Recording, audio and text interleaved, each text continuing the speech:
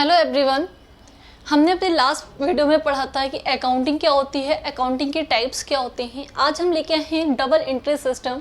हमारे अकाउंट का सबसे इम्पॉर्टेंट टॉपिक है double interest system. Double interest system की बुक को लुका पैसोली ने 1494 में लिखी थी, जो कि इटली में वेनिस के निवासी थे। ठीक है, कभी भी कोई ये पूछ दे कि फादर ऑफ अकाउंट्स कौन है, तो हमारे लुका पैसोली को ही फादर ऑफ अकाउंट कहते हैं। ठीक है, अब हम आते हैं डबल इंटरेस्ट सिस्टम। मान लीजिए कि कोई ट्रांजैक्शन हम रिकॉर्ड करते हैं तो उसके दो कॉन्सेप्ट होते हैं। मान लीजिए किसी से हमने फर्नीचर परचेज करा, तो फर्नीचर परचेज किया तो हमारे पास एक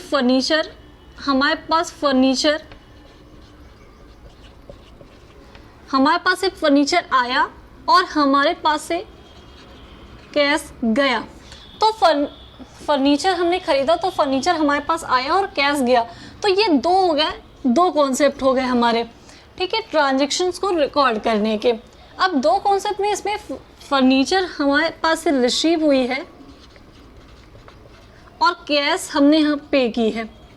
तो जो भी चीज़ हम रिसीव करते हैं उन्हें हम डेबिट, और जो भी हम चीज़ें पे करते हैं उन्हें हम क्रेडिट में लिखते हैं। क्रेडिट को शॉर्ट फॉर्म में CR लिखते हैं और डेबिट को शॉर्ट फॉर्म में DR लिखते हैं। इसको हम अपने आगे की वीडियो में बताएंगे कि डेबिट क्रेडिट क्या होता है।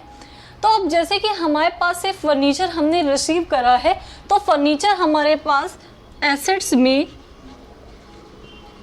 इंक्रीज हो जाएगा, और कैश हमारे पास से गया है तो वो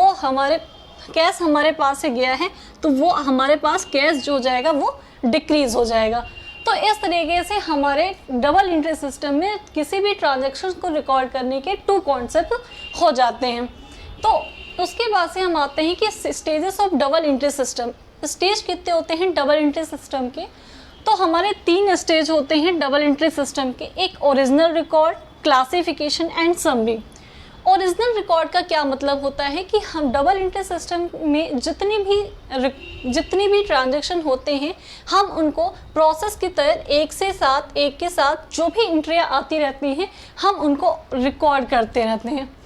ओरिजिनल रिकॉर्ड का क्या मतलब होता है कि पहले हम कच्चे में लिखते हैं और फिर पक्के में लिखते हैं। तो मतलब ओरिजिनल रिकॉर्ड इस तरीके से सबसे पहले हम ओरिजिनल रिकॉर्ड करते हैं।